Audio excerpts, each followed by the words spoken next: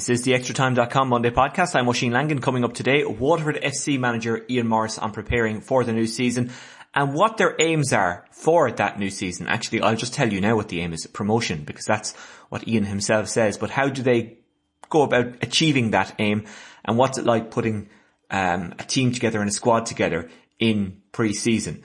We'll talk to Ian about that. Now, as I was putting this podcast together, news that the Republic of Ireland, England, Scotland, Wales and Northern Ireland are going to launch a joint bid for Euro 2028 broke. FAI CEO Jonathan Hill believes the impact of co-hosting the UEFA Euro 2028 European Championships with the UK associations will have a profound impact on the Republic of Ireland, reads an FAI statement. Following the recommendations of a feasibility study, the 5 national associations of the Republic of Ireland, England, Scotland, Wales and Northern Ireland have confirmed their intention to bid to host the tournament in 2028. Hill says one of the core tenets of our strategy moving forward and the vision is to unite the country in relation to football, and I can't think of anything more inspirational than the possibility of hosting the third largest sporting event in the world. He says we are committed with the other 4 FAs to now look at that process, and we have a period of up to March 23rd for us to express our interest in doing so. We're very excited by the news this morning. He says it has wider economic and social benefits. There is a whole range of positive outcomes that we will have in relation to inward tourism, employment and the use of local volunteers, etc. We are working with the Irish government now to look at all of those impacts, and for now the government are very positive in relation to the bid. Well, of course the government are very positive in relation to the bid, I should say, because they think that's what we want to hear as a public. I think the public are a bit smarter than that now. They look a bit more deeply into it and they want to know what the benefits are if we were to be one of the co-hosts of this tournament. Would hosting that mean losing out on other stuff? Would the money that you spend on that mean that there was less money going into the development of clubs, be they League of Ireland or grassroots clubs and schoolboy and schoolgirl clubs, if I can put it that way? Would the money that you'd have to pump into stadia be lost to somewhere else? Or actually, would you need to pump money into stadia? Because the Aviva is there for hosting it across Wales, Scotland, Northern Ireland and England. Maybe we don't need another stadium, because keep in mind, on the island of Ireland you'd have the Aviva and Windsor Park. But if you did need another stadium in this jurisdiction, would you have to spend money on it? Would you get any benefit out of building up like Castlebar, for example, the GA stadium there, to host a big tournament in the West? Or would that money just be put into the stadia to make it feasible to host a soccer match like that, a football match like that, and then you'd never get the use out of it really again? And keep in mind, now begins local politicians and TDs for constituencies all around the countries. And keep in mind, now begins local politicians and TDs from all constituencies whipping up a storm to try and get their constituency involved. Now, okay, not all constituencies, because it would be unrealistic for certain areas and counties to even suggest they should be involved. Well, actually, maybe it won't. Maybe we'll now have a bun fight among politicians showboating and trying to get this thing to their constituency, when actually there are bigger problems and wider things going on in the world. Would the money that you spend on this tournament be better off going into physical literacy of children, which is a huge, huge problem? I'd much rather know by 2028, will that problem be, if not wiped, certainly an indentation made? And if it isn't, is that because we spent the money on this tournament?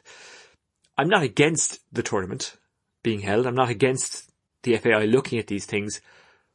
But it can't come at the cost of stuff that is way more important, like funding of grassroots and the battle that we have with physical literacy, because that's a huge, huge problem. So, like, by all means, let's look at it, but it like, us going for this cannot come at the cost of things like that. We'll also hear from DJ Carey on whether or not revenge is a thing in sport. Like, if you were beaten by a team, does that give you more motivation to get the win the next time you play them? The reason I'm bringing that up with DJ is because this week in the Electric Ireland Fitzgibbon Cup, they'll take on UCC in the quarter-final. UCC beat them in the 2020 final. And I wonder, does that kind of still sting, DJ, and a lot of the players? There's a lot of players moved on from that IT Carlow team and UCC team, but there's still a few involved. So I was interested to see if that was a factor. DJ will talk to us about that a little bit later on. In Gaelic games, not a good weekend for Dublin. 2 losses from 2. Is it time to panic? No, it's not. They're introducing a lot of young players and it takes time for Carey though. They are looking good. Dara Moynihan. What a goal this was, as described by Radio Kerry's Timmy Moynihan. Well, David Clifford, ready. He puts it aside for Dara Moynihan. Dara solo. He'll hop. He'll take a shot. It's a goal. A goal by Moynihan from 14 metres out. A brilliant work, brilliant vision. The standout GA story, I guess, over the weekend was David Goff flashing all those red cards to Tyrone players as Armagh beat Tyrone in Armagh. It was actually a very decent game. Tyrone, you can see it. It's a bit like Dublin. They're still playing catch up now. Unlike Dublin, well, actually, it's nothing like Dublin because Dublin have a lot of young players who have to get used to the pitch of elite level, top level football. Whereas with Tyrone, they have those players. They won the All-Ireland last year and now they just have to catch up with everyone else because their preparation would be behind everyone else. David Goff probably right to flash all of those red cards. Waterford and Dublin contesting a draw in Parnell Park in horrific conditions. I was surprised actually that Waterford got a result there because with the injuries and some of the players that they were missing, I thought they were a bit behind. Limerick lost to Wexford, but I wouldn't be too panicked from a Limerick point of view. They're probably further behind than everyone else in their pre-season preparations or their season preparations. They hit 18 wides in that game. Wexford deserved their win, but if those two were to meet in a month's time or 3 months' time or in the championship, I think I'd fancy Limerick. In rugby, a good win for Ireland over the weekend, getting the bonus point against Wales. They're away to France next weekend, and that will be a stiffer challenge. Leona Maguire, of course, the standout performer of the weekend, winning in the LPGA Tour. We'll speak to Ronan McNamara, Golf Digest Ireland senior golf writer and also an extratime.com writer, about that and where she goes from here. And suffice to say, it's an upward trajectory. All that to come, plus Tom O'Connor's roundup of how the Irish did in the UK and beyond. It is Leona Maguire we start with though, and we're joined by Ronan McNamara, senior golf writer with Golf Digest Ireland, also a contributor to extratime.com. Ronan, how are you? Great, Oisin. Yeah, I'm very good. Thanks for having me on. It is your golfing expertise we're looking to use today. It's not a major, but it is a major win for Leona Maguire. A 3-shot victory at the Drive-On Championship in Florida. Now, I would presume most people have heard this already, but maybe what they don't know is how big a deal this is and why. Can you explain that? It's absolutely massive for golf, not just female golf. I think golf in Ireland as a whole. You know, she's the first Irish female winner on any major golf tour, and it was in her 50th LPGA Tour start. And I suppose the name of Leona Maguire and her sister Lisa, of course, you know, they've been tipped for, you know, massive success over the last, you know, maybe 10, 15 years since they were growing up in Ireland as children. And I suppose Leona's taken slightly longer than everyone might have anticipated to get to the top. But now that she's here, you know, there's no doubt that, you know, she's a world-class player and she's definitely going to contend for major championships. And it wouldn't surprise me if she maybe wins 1 or 2 more tournaments this year before the season's out. She's been very consistent as a professional. So this was coming, wasn't it? Yeah, it was definitely a case of when, you know, rather than if. I think when she performed at the Solheim Cup, winning 4.5 out of 5 points, I think that was a real indicator as, you know, she's a real world-class player and she's going to go right to the very top and she's going to win things. And to do it in just her second start this season, obviously, you know, gives her a great platform for the whole year ahead. But like it's been coming for a long time. Her progression since turning pro has been steady every year. She's moved up a level. So this is definitely just the next step in the ladder. I was listening to Gary Murphy on Sunday Sport on Radio 1 and he said she's not a big hitter, but she's very clever and she's very accurate. Can you maybe explain what he means by that, or what maybe you think he means by that? Yeah, like she's not the biggest hitter at all, but she's deadly accurate, doesn't miss a lot of fairways. Her iron play has improved massively. She changed to graphite shafts in her irons to maybe bring her greens and regulation stats up, and that's made a huge difference to her game because, you know, I think her putting is arguably the best in the world, or at least one of the best anyway. And yeah, she's a silent assassin, I suppose, really. And we saw that at the Solheim Cup. When she gets in the position, you know, she doesn't back off and she's not afraid to go for the juggler. But she's just really, really solid, a real all-rounder. And in the women's game, it's not really all about length. It's about hitting greens. And she's right up there at the top of those stats. I think that's been the real difference to see her go to the next level. For those who don't know the game of golf, and by that I mean me, can you explain what you said there about her change to iron? She changed to graphite. What does that mean? What's that done for her? I think, well, it just depends on the player, really. A lot of the women use the graphite shafts on tour rather than steel. I suppose it just gives her a bit more control going into the greens, especially like she's added more length to her game. So to go in with shorter clubs into the greens, she might need that bit more control. And it's definitely, improved her iron play. She hit 77% of her greens in regulation last year, which I think was up from maybe mid-60s the year before. So the improvement is obviously there. And she kind of tipped the club head as well going into this week, which gave her a lower ball flight, which is easier to control in the wind. So you can tell that she puts a lot of hard work into her iron play, and she definitely has put an emphasis on it over the last 12 to 18 months. And it's definitely what's propelled her up to the next level. Is women's golf as big as men's golf? And I don't mean that in a financial sense. What I mean there is, for her to get to the top, is it as hard in women's golf? Is there as many players, as many countries as there is in men's? Give us a context. Yeah, I think it is harder because she's 27 years of age, and in terms of women's golf, that's actually not young at all. Usually a lot of the top women are kind of bursting onto the scene at 17, 18. And like Lexi Thompson, Lydia Ko, and the Quarters have been around for years now. And I suppose Leona kind of came to the scene quite late, and you kind of wondered maybe has she kind of missed the boat here. But no, like she's competing at the top, and she's well able to beat these girls. And yeah, like we'll see how it goes. She's definitely nearly a veteran at this with her age, even though she's only 27 compared to the men's game. And why is it that you think she's got to this stage relatively late? Is that because she's one of these people who, when she does something, she really gives it everything? And like, she went to America to play golf, but also to go to college, and she graduated with a first. So she obviously gave her studies an awful lot of time. Whereas I imagine a lot of athletes, when they go on a scholarship, they kind of do the bare minimum academically, and really the sport is what they concentrate on. But she did both. Does that explain it, or is it just a case that some players are just, I'm not going to say late developer. Actually, she's only 27. I know you're saying relatively late, but sometimes it just takes a bit of time to develop the all-round game, and professional golf is just different to amateur golf, and some players don't just make the jump to the very top right away. She's always been a very good player, but now she's at the very top.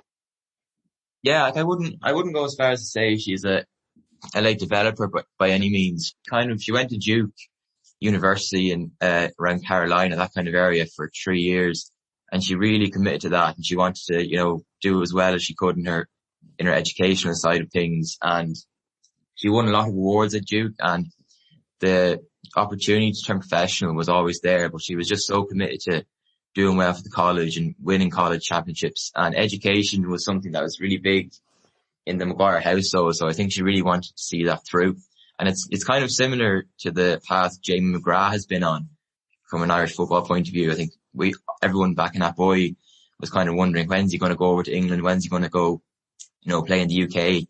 But he, took the education route first, got the degree in the back pocket, and then went from there. So Maguire's taken a similar route, and she played on the feeder tour, the LPGA, for a couple of years, won twice there. So she's used to winning, and she just kind of, everything she's done as well as she could have. Like, she's done 100% of everything. Like, I mean, by the way, congratulations on getting a Meath mention, and you managed to get Meath into everything.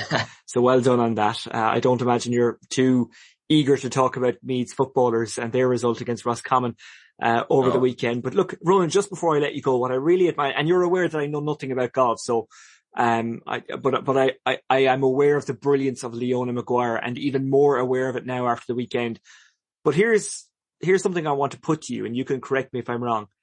She has delivered under pressure, because she is someone who we look to in this country as one of our bankers to be a star, if that makes sense. So her, Katie Taylor, we would have had maybe boxers in the past. Kelly Harrington, to a certain degree, would have had this pressure.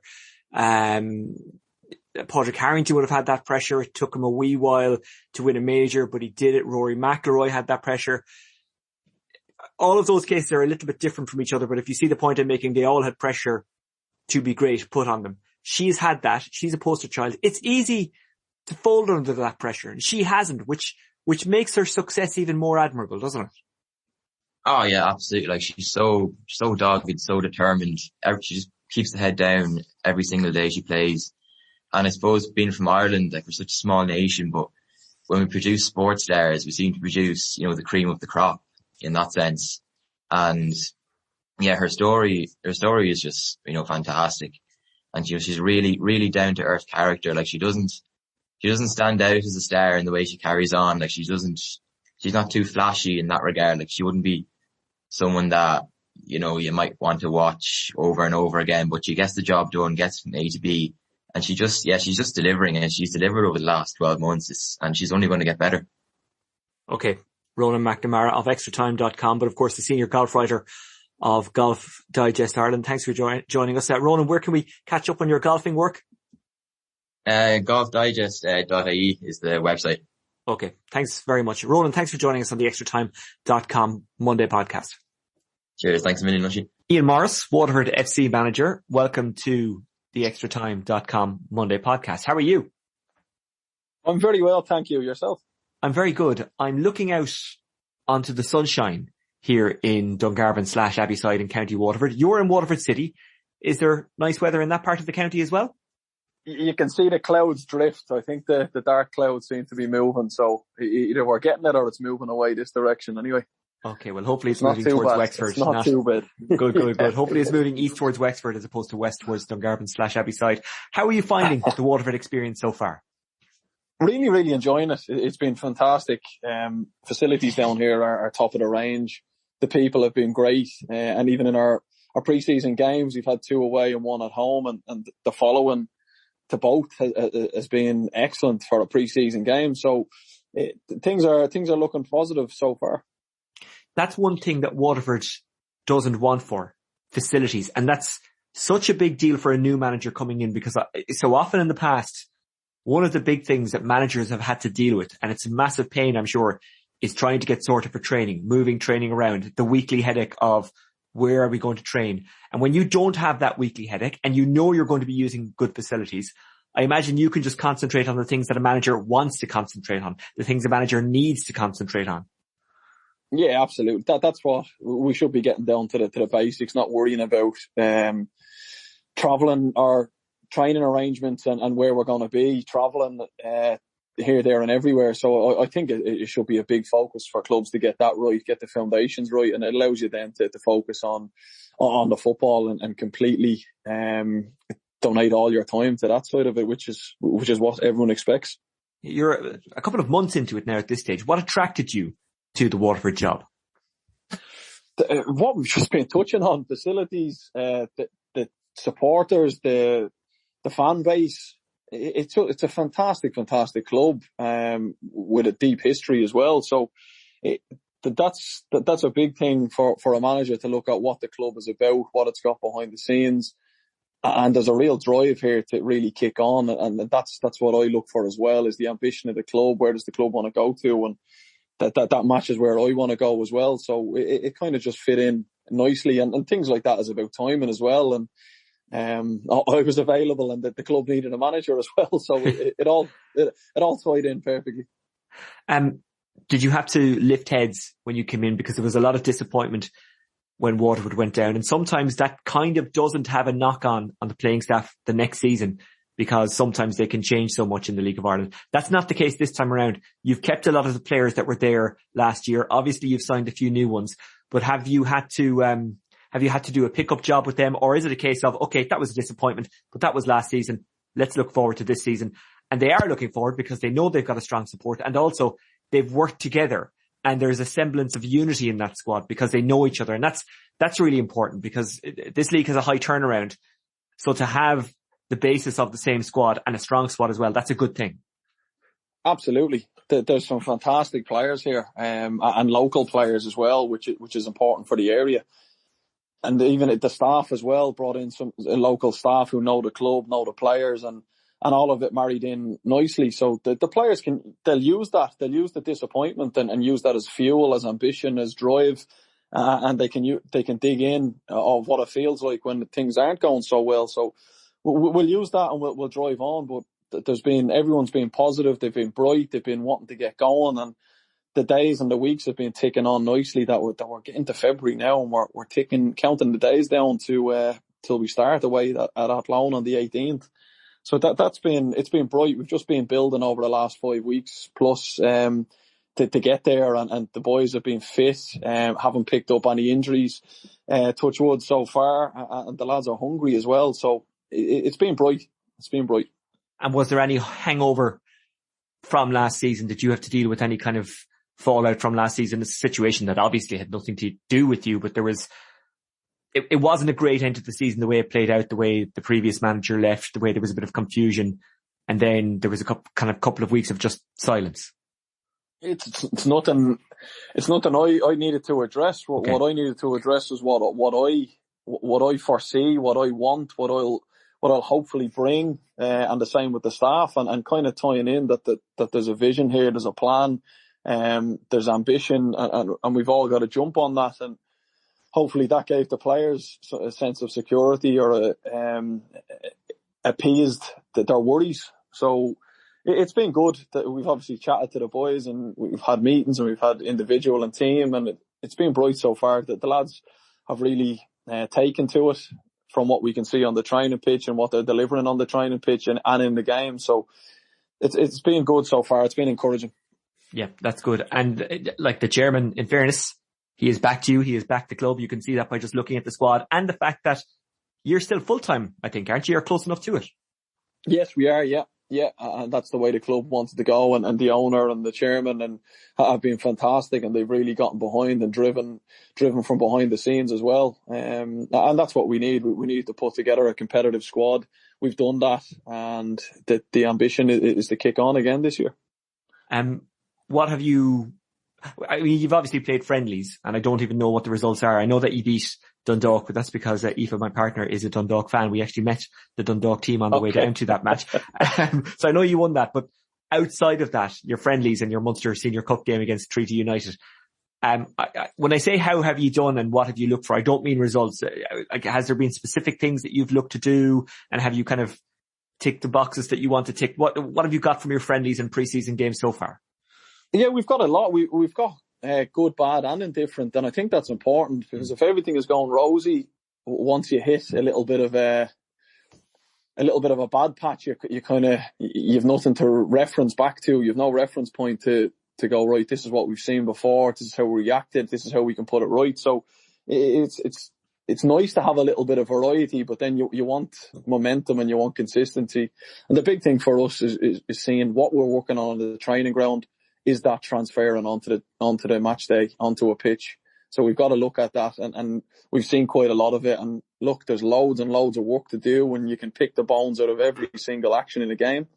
But we are seeing really good signs. It's positive. There's learning in it, both in and out of possession, and we're seeing both sides of the game. So it's bedding in time, but when the league starts, you can only use that excuse so much. We need to put results on the board, and players are getting used to staff and vice versa, and getting used to each other.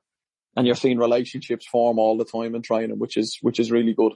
And do you as a manager sometimes just have to stand back and kind of let that happen? Let your coaches coach, let your players form relationships?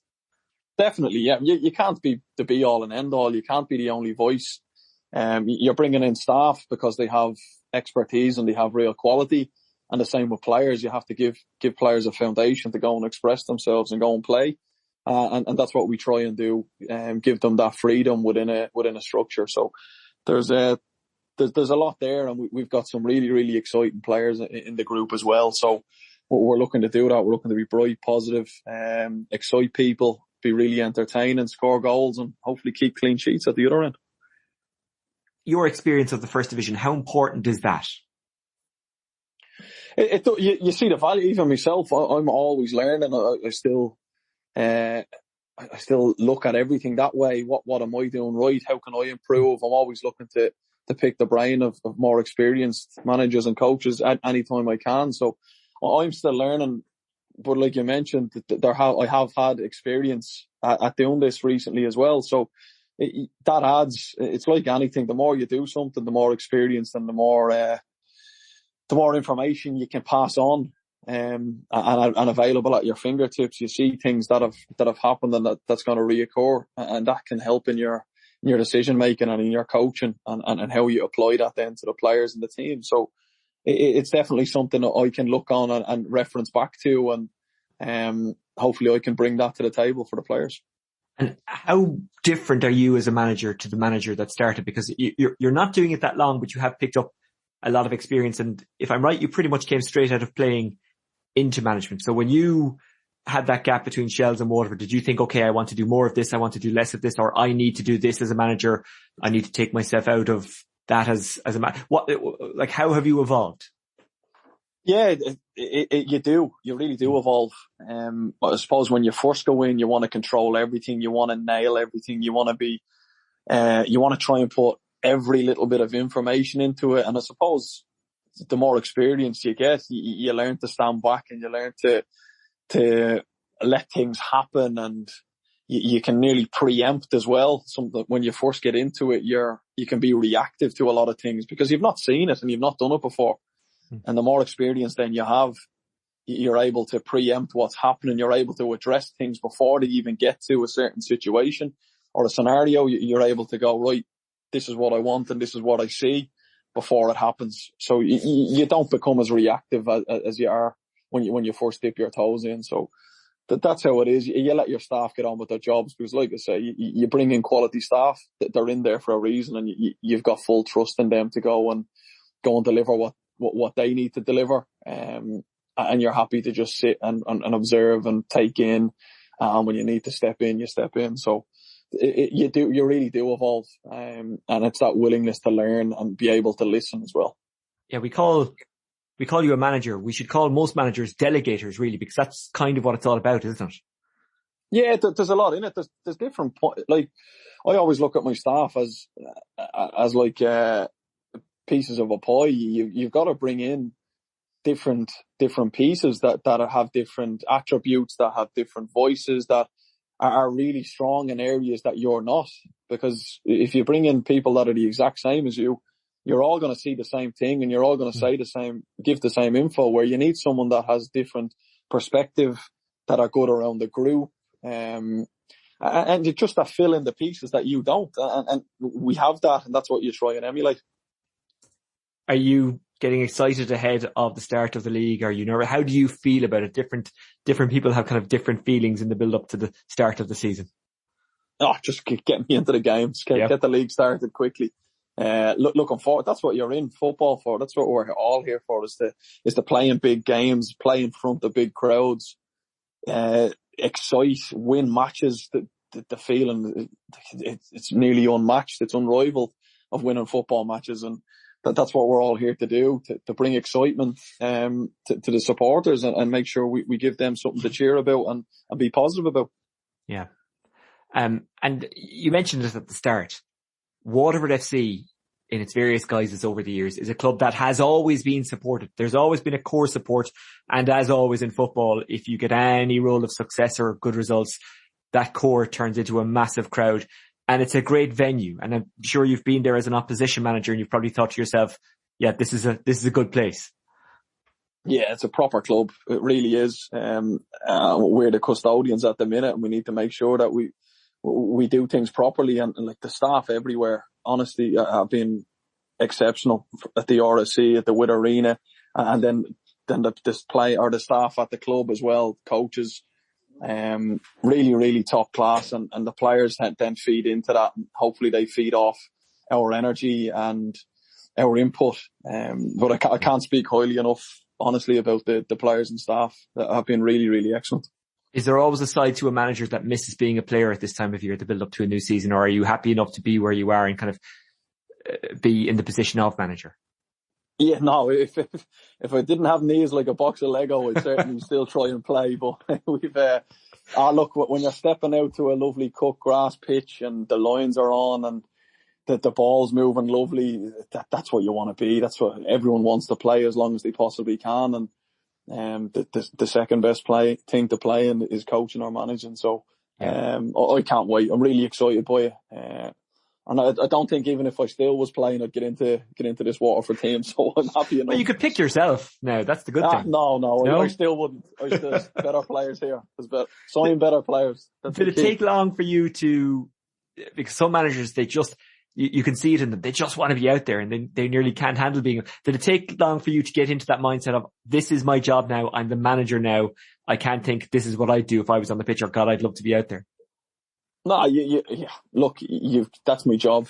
As soon as you step away and you're into it, your mindset is changed. And to be fair, I was always going that direction. I was always going to be coaching and managing. That was the path I'd wanted to go down. Probably came a little bit earlier than I thought, but grasped it by both hands. And like I said, staff and good players are key. Yeah. I know if I ask any Waterford FC fan what their ambition for the season is, they tell me promotion. Is that yours? Is that what it has to be? Or can you set an ambition? Does it work that way? Yeah, absolutely. No, get up, go after silverware. That's what you're here for. Look, that's what we're going to try and go after with every single thing we have. That's what we want. We want medals around the neck. We want to get up. We want to get promoted. We want to be back in the Premier Division. And look, there's no bones about saying it. Okay. Ian, the very best of luck for the season, and I really appreciate you making time to chat to us on the extratime.com Monday podcast. Anytime. Thank you very much. The best of luck to Ian Morris and the club this season. Let's stay in the southeast, but move a little further north of Waterford, stopping off in IT Carlow. They say revenge is a dish best served cold. Well, everything is served cold at this time of year in outdoor sport because it's freezing out there. IT Carlow take on UCC in the Electric Ireland Fitzgibbon Cup quarter-final this week in the IT Carlow grounds. Those two met in the final in 2020. IT Carlow had a good start. It looked like they were on to win the game, but UCC pegged them back and took the title, denying IT Carlow a first ever Electric Ireland Fitzgibbon Cup. And it was, I imagine, something that hurt the players involved on that particular night. Now, the nature of college and the nature of this competition is that your team changes an awful lot from year to year because players move on, they graduate, etc. But actually with IT Carlow, there's a lot of the same players. And the management is the same. The management now includes Colin Dunford of Waterford, and funnily enough, he was playing for Waterford over the weekend, and he came up against a player he coached with when he was playing for Waterford against Dublin. But listen, that's a bit of a sidebar. I wonder, and I often wonder, is revenge a motivator for athletes and for teams? That is something I put to DJ Carey after their draw with DCU Docus Éireann last week, a game that was live streamed on the Electric Ireland YouTube page, and you can watch it back in full there, and it's worth a watch because it was a decent game. But I did put it to DJ afterwards. DJ Carey, of course, the legendary Kilkenny hurler and manager of IT Carlow, that this was potentially a revenge mission, or I asked him anyway, were they out for revenge? Was that a motivator? Was that a factor? I'm never a great believer, Oisin, that, you lost a year or two ago and you're up against a team, so there's extra motivation. The motivation is this year, and the motivation is to try and go on and win this year and take it step by step. Whatever happened 2 years ago, lads can say, oh, we lost and we're beaten and we've got to make up for it. You can't make up for it. That's gone, and if and when you do, you can come out and say, oh, we were determined tonight, we were going to do it, but if you're beaten, what good was determination? So what you have to do is face the opposition you're facing this year, whether that's the same one 2 years ago or whether it's a new one. It's a new game, it's a new match, and it's a match that has to be won. It's just a great competition though, isn't it? It's a fantastic competition. It's just a pity now it's been squeezed and squeezed and squeezed and squeezed, and we have players tonight that are in rehab with their counties that will possibly be playing with their counties on Sunday that weren't playing tonight, and we have to accept that. I'm sure DCU are the same. I'm sure UCC, NUIG, they're all the same. It's just such a pity that a great competition on a lovely night that's squeezed into such a very short space of time. And there was a debate on Sunday Sport last night on RTE as to whether or not they should move the competition back before Christmas, which might actually work. It might give it a bit more breathing room, and it might make inter-county managers happy as well, because then they'll have access to their players for the league, and it won't be colliding with the league. And also they'll have a look at their players in top level action. They'll know more about them. Anyway, that was IT Carlow manager DJ Carey speaking to me following their Electric Ireland Fitzgibbon Cup draw with DCU last week. The draw enough for them to top the group, and now they face UCC in this week's quarter final. You can watch that game back in full through the Electric Ireland YouTube page. More Electric Ireland higher education GA action being streamed later in the week. It's the Sigerson Cup semi-final between DCU Douglas and UL. UL, of course, with David Clifford on board. That game is live on Thursday night. Check out the Electric Ireland social media channels for full detail. Right. Our final piece of business to do is to round up how the Irish did in the UK and abroad football-wise. Joining us, as always, is ExtraTime.com's Tom O'Connor. It was FA Cup weekend over in England, and we saw a number of players make their senior debuts for their clubs. We spoke last week about Jamie McGrath leaving St Mirren, and he pulled on the Wigan Athletic jersey for the first time on Saturday, as Wigan lost 2-0 to Stoke City. Ireland under-19 international Tayo Adaramola made his senior Crystal Palace bow as they beat Gavin Holohan's Hartlepool 2-0. Seamus Coleman, another one we spoke about last week, he was reinstated to the Everton lineup as a right wing back, and they beat Brentford 4-1. And look, we've seen a number of players from Brentford B arrive in the League of Ireland over the past couple of seasons. However, at the weekend there was another Irish debut at the club, with Deji Satona making his debut in their Atlantic Cup clash. Who is he? He's a flyer of a left winger who signed on loan from Nice on transfer deadline day. Originally from Mullingar, he was with Manchester United's academy before moving to France. And of course now he's at Brentford B alongside former Dundalk winger Val Adedokun. Back in the FA Cup, on Friday night, Aaron Conley was part of the Middlesbrough side which knocked Manchester United out on penalties. Shane Long started as Southampton beat Coventry 2-0.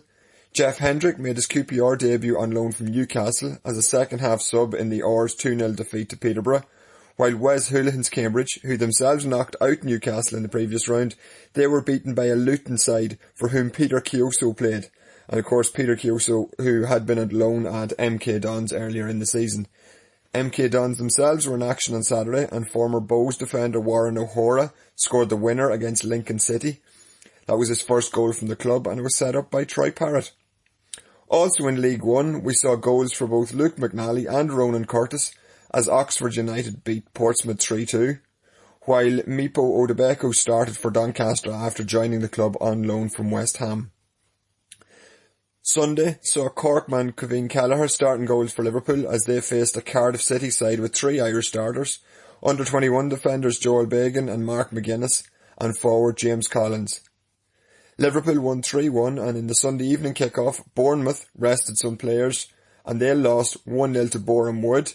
Gavin Kilkenny taking the armband for the Cherries in the second half, and Boreham Wood's squad incidentally included former Ireland under-21 player Connor Smith from Mullingar. In the Championship, on Saturday there were mixed fortunes for the Irish players in the Swansea Blackburn game, as Michael Obafemi netted the only goal of the game, his first home goal for the Swans. Darragh Lenihan hit the upright for Blackburn, and Swansea defender Ryan Manning was sent off. In the Women's Super League, we also saw a red card for Katie McCabe as her Arsenal side drew 1-1 with a Manchester United team for whom Diane Caldwell made her full debut.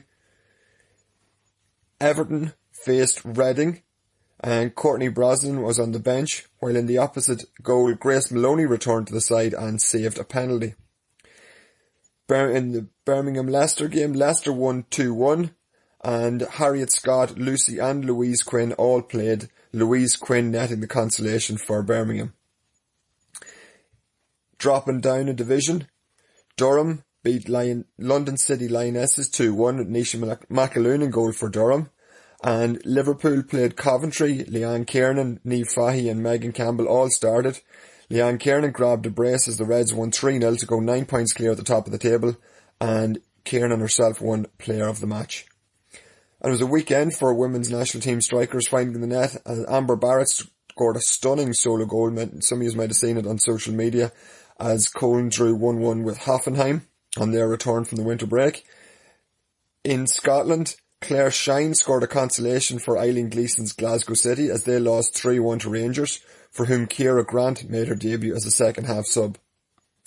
And staying in Scotland, Dan Cleary started for St Johnstone as they drew 0-0 with Dundee United.